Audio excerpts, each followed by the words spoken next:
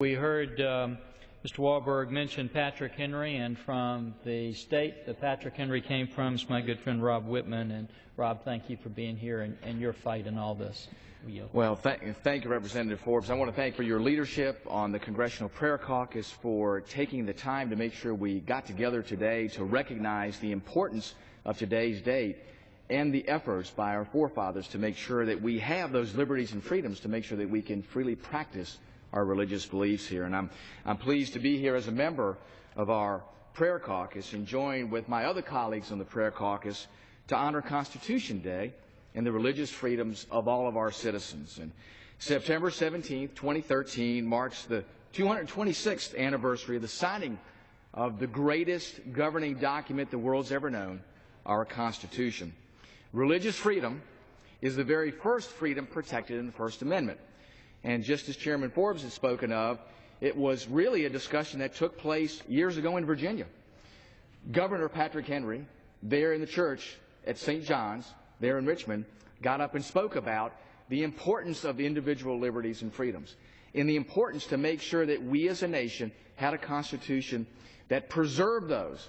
And as you know, he led that fight to make sure that James Madison, the author of the Constitution, provided in the Constitution just those individual liberties and freedoms. In fact, I think a lot of folks don't know that he actually voted against ratifying the Constitution originally because it did not contain those basic individual liberties and freedoms. And it was his work that made sure that we enjoy those individual liberties and freedoms today based on our Constitution. It was that First Amendment that read, "Congress shall make no law respecting an establishment of religion or prohibiting the free exercise thereof." And in today's world, there are far too many obstacles for many of our citizens to truly practice what is promised in the First Amendment. There are challenges to religious symbols.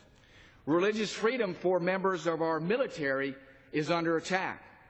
Air Force Senior Master Sergeant Philip Monk was recently dismissed from his position and reassigned after he refused to voice his opinion when his commanding officer asked him if he could agree with her belief that openly voicing a religious or moral opposition to same-sex marriage is discrimination.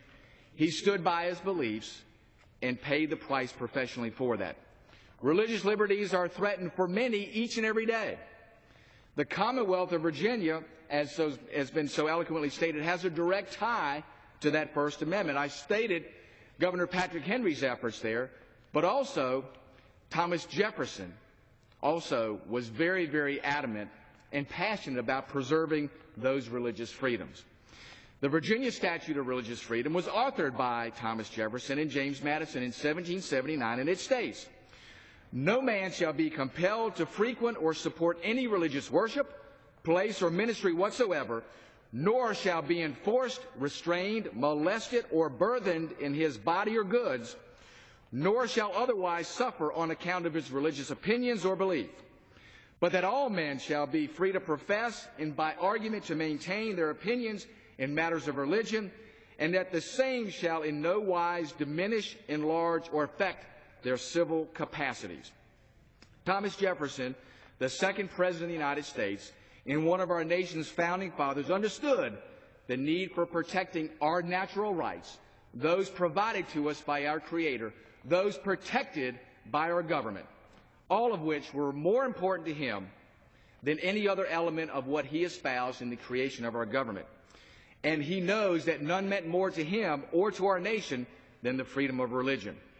The statute declares that compulsory religion is wrong, that no religion should be forced on an individual, and that the freedom of religion is a natural right. The statute's doctrine and principle have inspired individuals throughout the Commonwealth and across our nation. Thomas Jefferson requested that 3 of his greatest accomplishments be listed on his epitaph. Freedom of religion was so important to him that the Virginia Statute for Religious Freedom was listed along with the founding of the University of Virginia and the writing of the United States Declaration of Independence as his greatest lifetime achievements. Thomas Jefferson believed deeply in that freedom of religion and wanted to make sure that it was something that our nation continued to espouse today, and it was its moral foundation. The statute ultimately facilitated the path to complete religious freedom in the United States. As we know, the discussions that took place based upon that Virginia Statute of Religious Freedom. That was eventually included in the First Amendment to our Constitution. It is our duty to ensure that the Congress continues to protect our First Amendment freedoms for now and for future generations. And I want to thank all of my colleagues in the Congressional Prayer Caucus to make sure that we remember each and every day as we are here the practice of religious freedom, and to make sure that we understand that our projection of that freedom is what makes us the great nation we are today. And with that, Mr. Speaker, I yield back.